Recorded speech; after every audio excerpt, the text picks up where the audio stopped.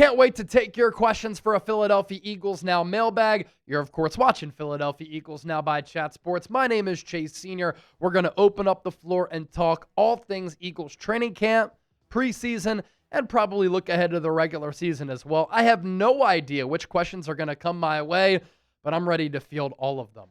Before we do that, a programming reminder. On Saturday afternoon, we will be live right here on Eagles Now. Myself, producer Chip, for our Eagles-Browns watch party. We will do an hour pregame show, so the show gets underway an hour before kickoff at 12 p.m. Eastern. You don't want to miss it, and I hope to see all of you there. Lock us in and hit that subscribe button for daily Philadelphia Eagles coverage right here on the channel. Adam Mordecai, good to hear from you. It's been a little while. Someone battling for cornerback 2 needs to pull ahead. Adam, great point and a great statement right there. And you're exactly right, because this is still a firm battle to see who will start on the other side of Quinyon Mitchell. And it's really right now a 3-horse race, maybe even a 4-horse race between Adoree Jackson, Kelee Ringo, Jacorian Bennett, and Eli Ricks. And all of those players bring you something a little bit different. And that's great in a way, but you're looking for one player to lock down that job to instill confidence in Vic Fangio, Howie Roseman, Nick Sirianni, and this entire team that they can be very serviceable on the outside. And remember what the Eagles did this offseason. They let Darius Slay go to Pittsburgh. He was affordable. 1-year, $10 million deal. They let Isaiah Rodgers walk to the Minnesota Vikings for about $7 million. Letting Slay go because he's older and he's had some knee issues that the Eagles are concerned about, fine. But you could have afforded Isaiah Rodgers. And if Isaiah Rodgers was on this team, I think that he would have locked down that job. You probably wouldn't have signed an Adoree Jackson. So you would have had Isaiah Rodgers, Kelee Ringo, and Eli Ricks, and maybe they would have traded for Jacorian Bennett. Who the hell knows? The point that I'm making is that Isaiah Rodgers, I think, would have won this job, and he would have been a very good player given what he did last year and how well he played for this Eagles team. And so the pressure is on Ringo, Jackson, even Jacorian Bennett, and I imagine that he plays in this game because the Eagles want to look at him in game action, in addition to Eli Ricks in this preseason game against Cleveland, to see who can step up, make plays, because right now Vic Fangio has been rotating all of these players in and out with that first-string defense. Daphne Covington, thank you for the question. Do you think that Howie Roseman will make a move before the season starts? It's completely possible. I mean, Howie Roseman in recent years has made so many moves just in the month of August. Traded for Jacorian Bennett this year. Last year, traded for Jahan Dotson. In 2022, traded for C.J. Gardner-Johnson. In 2021, traded for Gardner Minshew. Howie Roseman has been very active and aggressive in making trades to try to bulk up his football team and to try to solve lingering questions that the Eagles might have on that Eagles roster. And so I know that Philadelphia made the move for Jacorian Bennett, and I think that Bennett has a lot of upside on his rookie contract, 4.3 speed. He started a lot of games for the Raiders since being a 4th-round pick in 2023 by Las Vegas, and I think that he can really play. But if there's another corner out there who the Eagles like a little bit more, they could trade for that corner. And Kelee Ringo, Adoree Jackson, they don't have big cap hits if you want to let them go. If there's an edge rusher out there who Philadelphia really likes, and they're not confident in edge rusher depth, or they want a borderline star at that position, wouldn't surprise me there. If something happens with Landon Dickerson's injury, and the Eagles don't like what they see at left guard, could they make a move there? Look, with Howie Roseman, you can never sleep. And it's so funny how people will say, stop talking about trades and trade rumors, yet time and time again, Howie Roseman makes all of these trades. That's why we talk about it here on the show, to inform all of you. Adam Greenspan, how did the offensive guards do? Steen, Pryor, Tauth, Kennard, Kendall, Hinton. So in the preseason opener, you got Drew Kendall, the 6th-round pick out of Boston College with more than 30 games started in his college career. Pops played in the NFL starting at center. That was a big takeaway for me, that he is the backup center behind Cam Jurgens. Brett Tauth started at left guard. Tyler Steen started at right guard. I thought that Kendall held up well at center. I thought Tyler Steen's block early in the game on the Will Shipley 38-yard run was terrific. Matt Pryor also deserves credit for the block that he laid to let that play happen. Brett Tauth at left guard did some decent things. Cam Williams, I know in the joint practice against the Browns on Wednesday, it was hot, humid, and muggy. He needed a breather because he was having a difficult practice. That's a little bit of a concern with him. Is he in good enough shape? As far as some of the other players along the offensive line, Miles Hinton had back-to-back penalties. Didn't love to see that. Laken Vakalahi on this team as part of the International Pathway Program. I just don't know if he's an NFL player. But what the Eagles have done so far with Dickerson out, it's been Brett Tauth at that left guard spot. Kenyon Green, not in the mix. He was awful before his injury. Now he's going to miss the rest of the preseason. I don't think he is a lock to make this Eagles team. So some question marks along the offensive line, but you know who you can rely on? Jeff Stoutland to get that offensive line going. Trey Losado, good to hear from another real one here. What are your thoughts on Darius Cooper? I think he's been incredible during the preseason. It's been incredible during the preseason. This is a UDFA out of Tarleton State, which is less than 2 hours away from Dallas, who last year at the FCS level had nearly 1,500 receiving yards and 14 touchdowns. And his measurables in the pre-draft, very similar to A.J. Brown. Both ran just under a 4.5 40-yard dash in the 4.4s. Both had very similar bench press numbers, very similar vertical and broad jump numbers. And while AJ's a little bit taller at about 6 feet, Darius Cooper 5'11", you see kind of the yoked body frame that Cooper has. He has really good play strength. The 20-yard touchdown that he caught from Tanner McKee, I just loved everything about it, right? Press man, one-on-one, little stutter go, was able to beat his guy.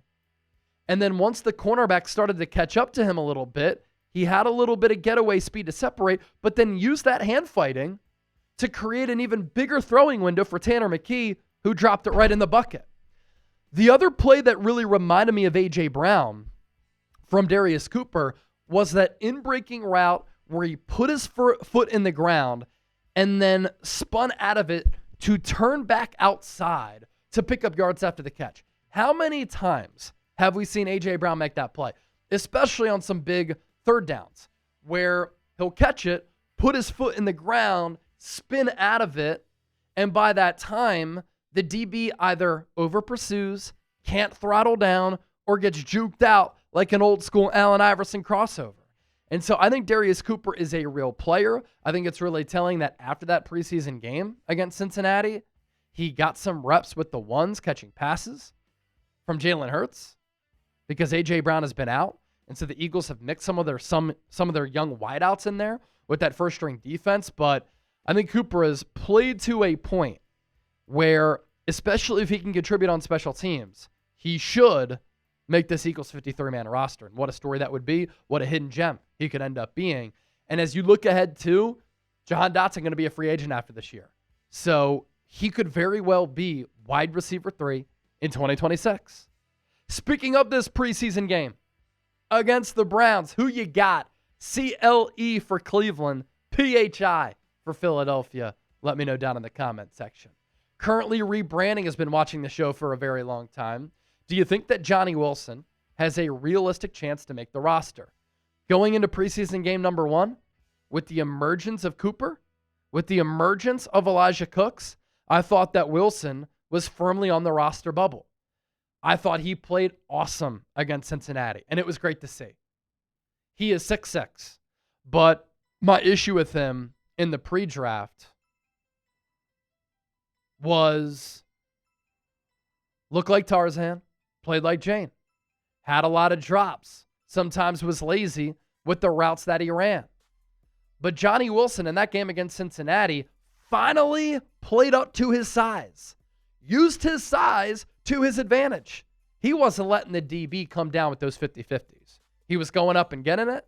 He was snatching balls off a defender's helmet, and he was making plays downfield while gaining a little bit of separation. Now, I love how Tanner McKee trusted him to make a play, how Tanner McKee threw it up to Wilson to give him a shot, and I think that Hurts can sometimes do a better job of that, but sometimes it comes down to gaining trust in your wideout. But look at the frame here. We're talking wingspan. We're talking height. We're talking physicality. Early in camp, he let the 5'10 Mac McWilliams beat him on a 50-50. Can't happen when you're that size. Give me that head topper, right? But against Cincinnati, he made those plays. Against the Browns in the joint practice on Wednesday, Wilson made a couple of really nice plays downfield. And so going into that preseason game against the Bengals, I thought that he was on the roster bubble. But since he's made some plays, and if he continues to do that in the preseason, I think he's a lock to make this team. Joshua Mullins, should we go after Justin Simmons for a veteran presence? It's so funny. I've seen some comments of people saying, stop talking about Justin Simmons. Yet, the fan base is so interested and intrigued by the idea of the Eagles signing Justin Simmons. And I continue to have the same opinion that I even had last offseason. This would be a no-brainer. It's a no-brainer because he's a 4-time second-team All-Pro. He is a ball-hawking safety.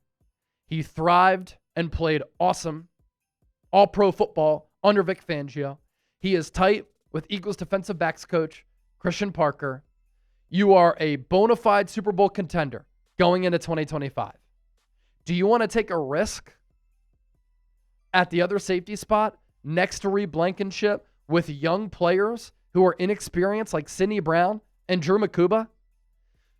Even if you sign Justin Simmons, it's not guaranteed that he's going to start. That's fine. To have a backup like that who would be cheap, who knows the defense, who's a team leader, would be great in the locker room, who gives you that ball-hawking center field type of safety, it's a no-brainer. And I think that he could play well for this Eagles team. Did he play well for Atlanta last year? No. But he had to learn a new defense, and that Falcons defense was trash. They were last in sacks, last in sack percentage, and if you can't get pressure on the quarterback, the back end's job is made a lot harder. And we saw that. That was a byproduct of Simmons' struggles. So, look, we'll see how Makuba and Brown play in these last two preseason games, how they fare the rest of training camp. But I'm not ruling out the Eagles signing Simmons, even if it's right before the regular season. Given that he's a veteran, I don't think he needs that much time to ramp up and get ready. John Galt, and by the way, Simmons has said he'd like to play for the Eagles. The Eagles need to continue the trend we started last year of a defense being able to tackle. The game is about blocking and tackling. John Galt, I absolutely love what you said there, because there are other teams in the NFL who somehow do not value offensive line play. They would rather pay and invest in skill position players over offensive linemen.